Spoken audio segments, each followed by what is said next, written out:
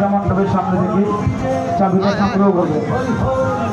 একটা বাইক চাবি পাওয়া গেছে, যদি কারোর হয় আপনি উপযুক্ত প্রমাণ দিয়ে সংগ্রহ করবেন।